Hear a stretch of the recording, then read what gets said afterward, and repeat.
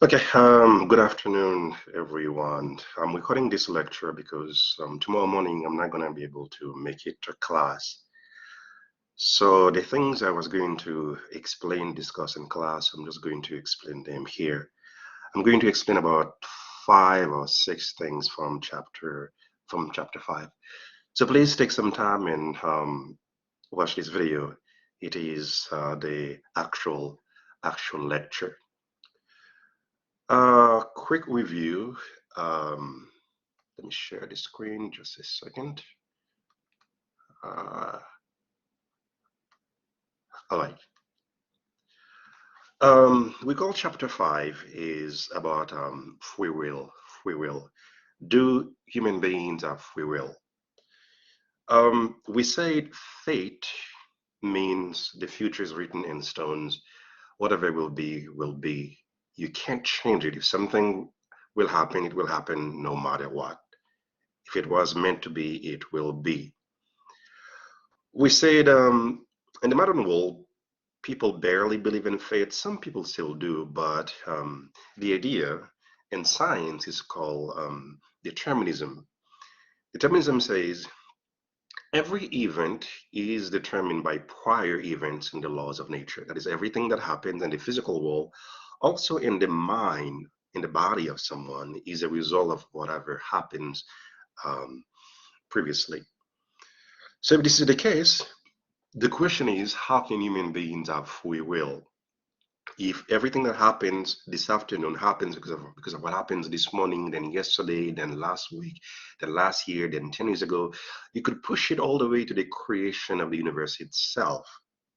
Everything that happens happened because of that. So how can there be free will? So we say because of that, some people conclude free will is an illusion. Free will does not exist. If we knew the true causes, the true reasons behind what we do, all of us would agree free will does not exist. Free will is a nice belief. It's an illusion. Useful, but it's not true. You could compare human behavior to that of everything else in nature. When the apple falls from the tree, it's not a choice. The apple falls because of the circumstances and the environment, the weather, the branches, the rain, things happening inside the molecules of the atoms, the apple. That's why the apple fall. But the apple does not choose to fall from the tree. Likewise, human choices are natural events, just like the apple falling of a tree, the exact same thing. So, if this is the case, again, how could you hold people accountable for what they do? The consequence, the implication of the belief that there's no free will is that people cannot be held morally, legally accountable for what they do. So when somebody does something wrong, in fact, there's no right and wrong, there's no good and evil. When somebody breaks the rules, it's because of what happened in the past, evolution, genetics, family upbringing, the way society is structured, and so forth. So notice all those things are coming from the outside, the external world, right? Evolution, history, the past, all those things determine why we do the things that we do. So if we are to take an extreme example, say World War II, Adolf Hitler, what he did, he was just like an earthquake. Earthquakes are natural phenomena. Likewise, human behavior is also natural. You can blame people for what happens naturally. If I have black eyes, if I'm a black man, if you have brown eyes or blue eyes, if you have cancer, we can't punish you for these things. They happen naturally. Likewise, if somebody breaks the laws, if somebody kills someone, hurts someone else, well, sorry, so you can't punish them for those things. They're natural events like hurricanes, like fires, like earthquakes. So, sorry, this will mean the entire justice system has to be replaced. The entire justice system is based on this idea that you're in charge of your life. There are things you can't do, but see, you have some freedom, you have some free will, you have some control over what you do. But if human beings are just like puppets being moved around by genetics, the past, the environment, and so forth, then the prison system should be replaced with mental institution. When somebody breaks the rules, it's because nature misprograms them. Nature makes a mistake. Then we have to try and try and try to see if we can reprogram them. Essentially, again, since you can't blame people for what happens naturally, you can't punish people for evil. In fact, there's no evil. See if you could simply reprogram them. Now I'm going to explain about six things, 5 or 6 things from chapter 5. First, sociobiology. This idea says if we want to understand human behavior, we have to understand evolution by natural selection. We have to understand evolution by natural selection. The reason why we behave the way we behave is because of the genes we have. Personality, attitudes, character, those things they lead to action. But personality, attitudes, character, those things, they're rooted in our genes. And we have genes in us that existed in the body of our ancestors thousands of years ago. For example, men are more violent than women. There are way more men in prison than women. Warfare is mostly fought by men. Men are more violent, more aggressive. Women are way more caring, more nurturing, more sensitive than men. Why? Sociobiology would say then, see, we have to study evolution by natural selections. We have to understand the functions of the genes in our bodies. One of the reasons why men develop genes that make them more violent, is because in the past, say one man would have 5 women, multiple women, and some other men didn't have any women. We call one of the implications of the theory of evolution is that your genes are the most important thing. Human beings, we become immortal through our genes. This is why sex is a way of fighting against dying. Because if you have sex, sorry, if you have sex, you have kids, even if you die, sorry, our genes, they survive in our children even after we die.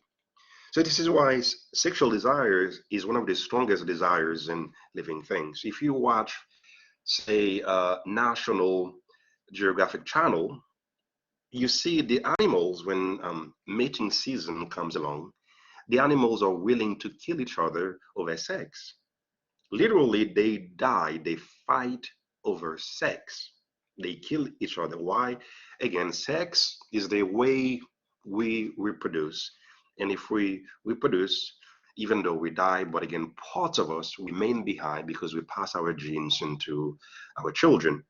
So back then, since some men didn't have any access to women, while other men had multiple women, literally, physically, some men had to fight, really, in order to have access to a woman. So this is partially why you see men are bigger, larger in terms of size because they were they engage in competition for women back then. So since men were the one competing for females, so they go larger, they go bigger, they develop certain genes that make them more violent, more aggressive. Okay? So again, the reason why there are way more men in prison than women is because of that, of certain genes that make us more violent, more homicides are committed by men. The main reason, for example, men abuse women would be because of, see, sexual jealousy. And in society, because there's competition, men are gonna be on top because of this. Women are more nurturing, more caring, more compassionate, more loving. This is true because this is what the baby needs. A newborn baby doesn't need aggression. A newborn baby, sorry, doesn't need critical thinking skills at the moment. What the baby needs is somebody to be sensitive and nurturing. And women are designed to be more nurturing, more caring, more sensitive than men. But except in the business world and society, since there's competition, compassion, nurturing, caring, these are good values. But if you transfer them in a place where there's competition, politics, the business world, see, these are not the good values. The good values for raising children. Being mean, being aggressive, those values are better in warfare, in sports, in politics, and business, and so forth. So, sociobiology would explain pretty much all human behavior like this. Our personality, our attitudes, our character, those things lead to actions, sorry, and they're grounded in the genes that we have. So, because of that, then you cannot just snap your finger and change human behavior because there were genes in us that existed 10,000 years ago or way longer than that in the bodies of our ancestors. Those genes are still there and in us. Why do people believe in free will? So now I'm going to go over about 5 reasons as to why people believe in free will. We have to have some free will. First, principle of alternative possibilities. This idea says one can be held responsible for doing something only if one could have done differently. People can only blame you or praise you only if there was the option of doing something um, different. If you're working, let's say, in a bank, I go to the bank, I pull my gun and ask you for money. You give me the money.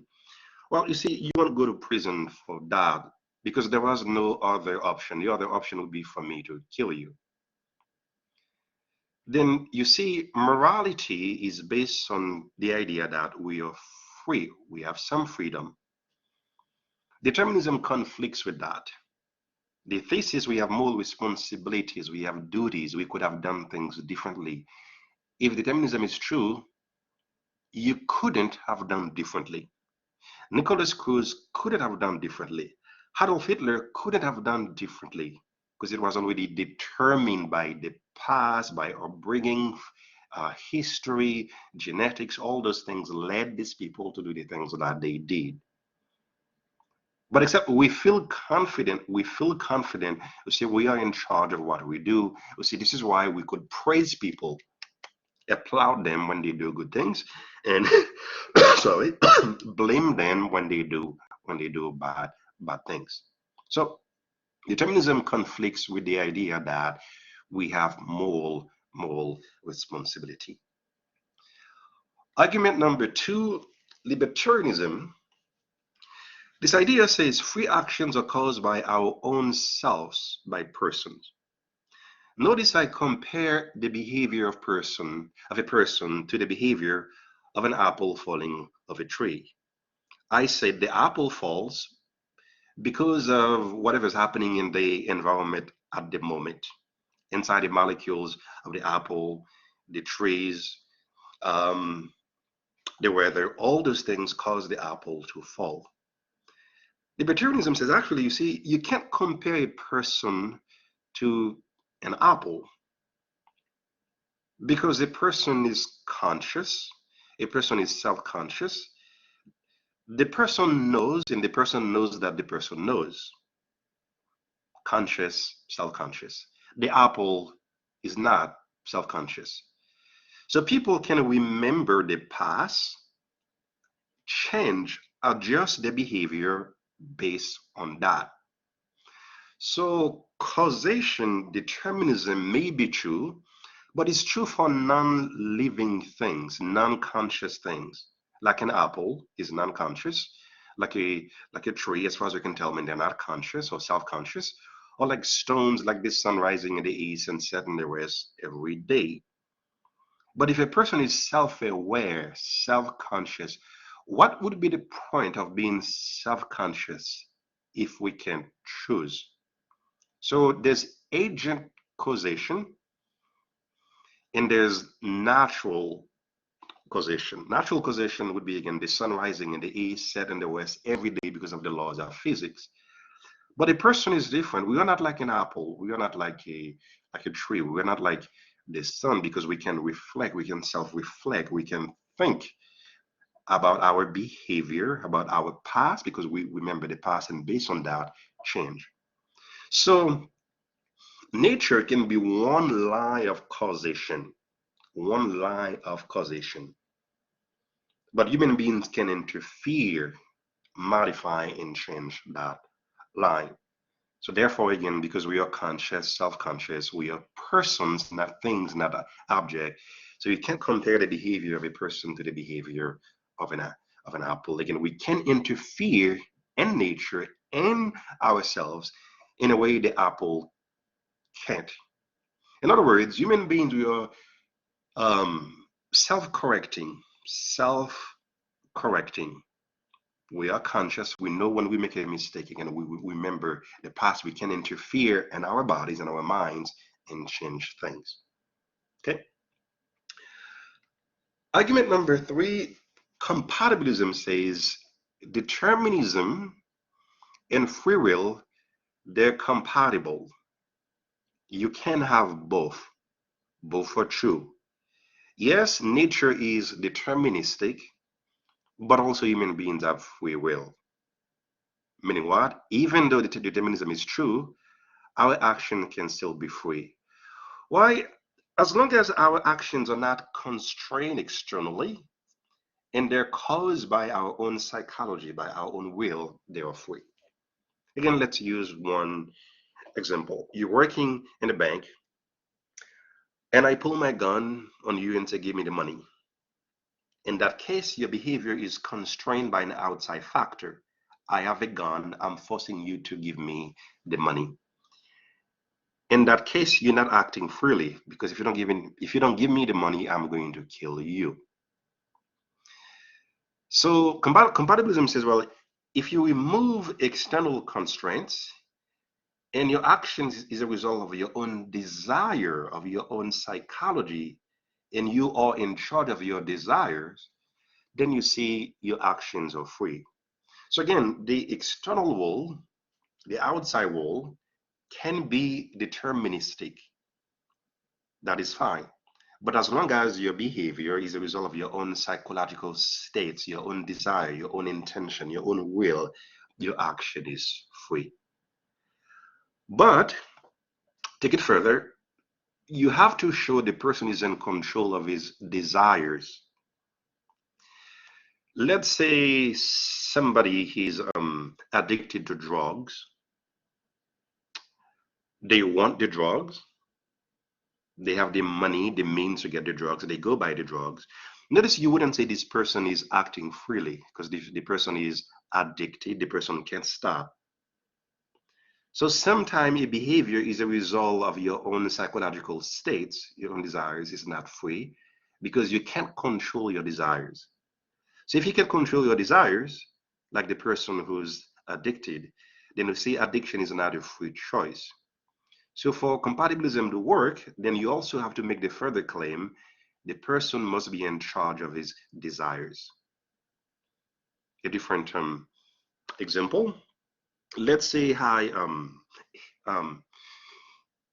let's say hypnotize you and I implant a desire inside your mind.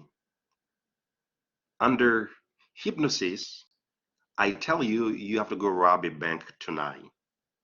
And you do that, you go and rob a bank. Notice the desire to rob the bank is not your own. The desire came from me because I hypnotized you. I planted that desire in you. So if you rob a bank because I planted a desire in you, you see, you're not acting freely because the desire, the idea is coming from the outside. You're not in control of that. Then you see again, for compatibilism to be true, so your behavior is not externally constrained, is not constrained by something else. Also, you must be in charge and control of your own will, your own desire, your own psychological states. So if you're in control, if you're in charge of your own desire, your own will, your own psychological states, then this idea says, well, see, as long as you're not constrained by outside factors, even though the world is deterministic, your action can still be free because you're in charge of your own desires. Okay, so determinism is true.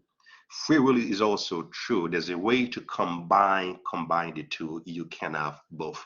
That's why it's called compatibilism. Free will, determinism, they're compatible.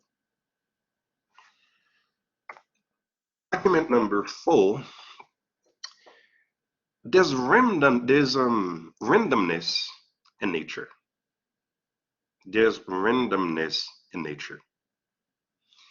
You can't predict who's going to win the lotto. Even if you know all the variables, even if you know everything about those machines, you can't predict who's going to win the lotto. You can't predict the weather long term. The weatherman will tell you, well, what the weather will look like, may look like next week, 2 weeks from now. But notice, you can never be certain.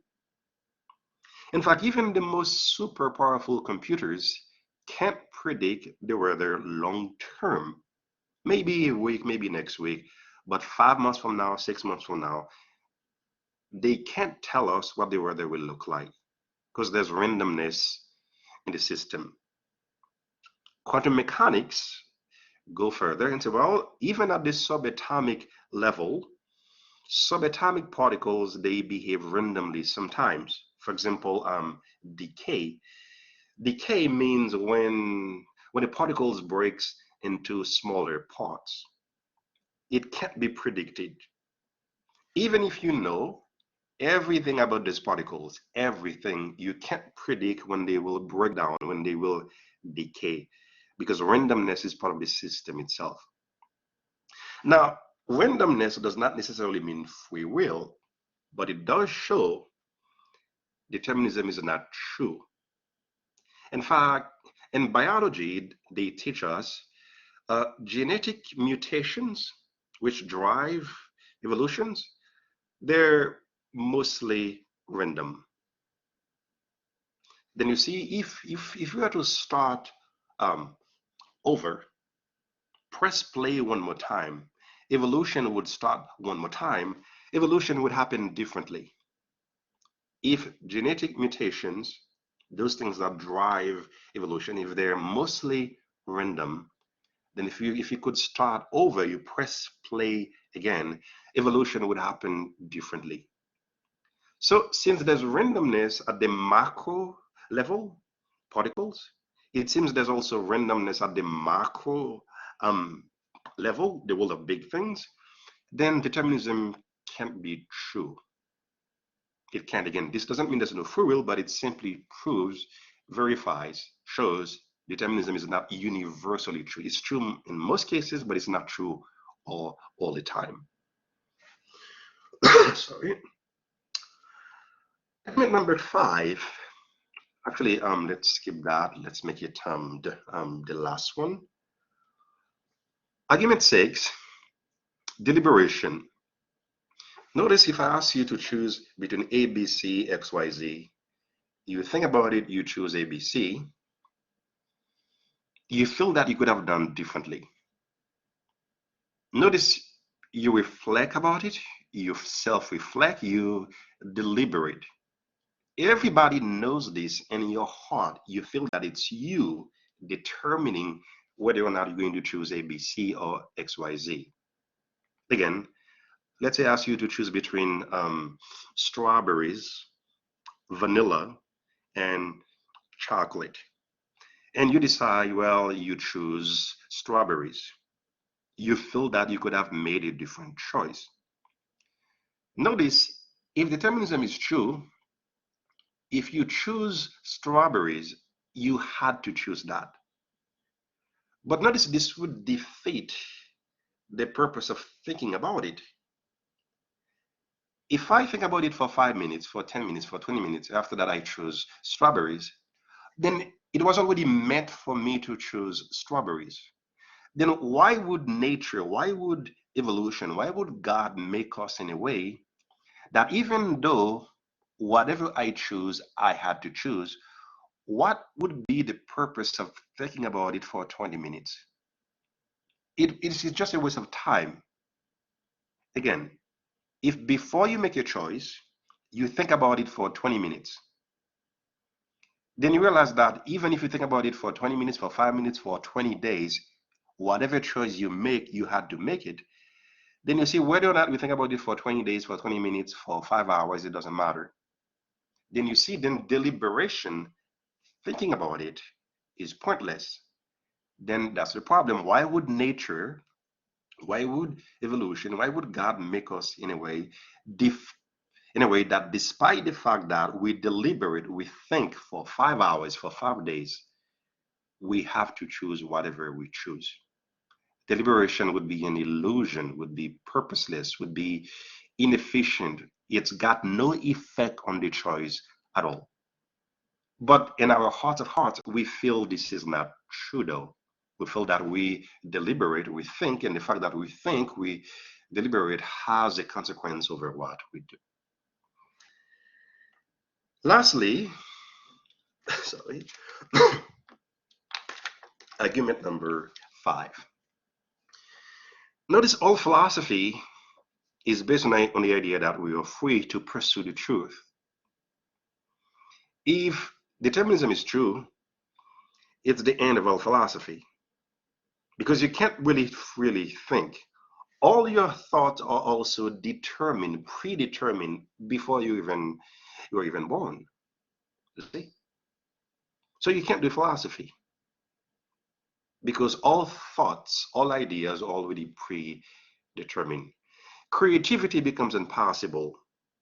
Improvisation becomes impossible.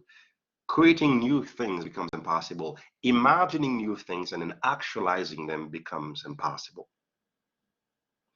You see, the world seems to be more like a set of ideas, potentials, possibilities. And we are the one who interfere in the world and realize and actualize those potentials, those possibilities. The possibilities just exist there, but they need an agent to interfere and actualize them, and that's what we do. So if the world is a set of possibilities, set of potentials, then you see it's not deterministic. It can't be.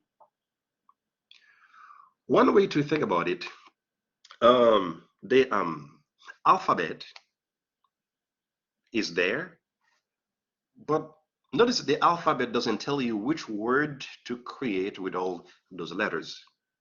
The alphabet is a set of possibilities, potentials. It's up to you to combine them in whatever way you wish, you desire, whatever way you see proper, and then you create new words. So the world is something like this. The alphabet is there, you create new words, new ideas with it, new words first, and then you use those words to create ideas. Likewise, the world is just there. You interfere in the world and actualize these possibilities.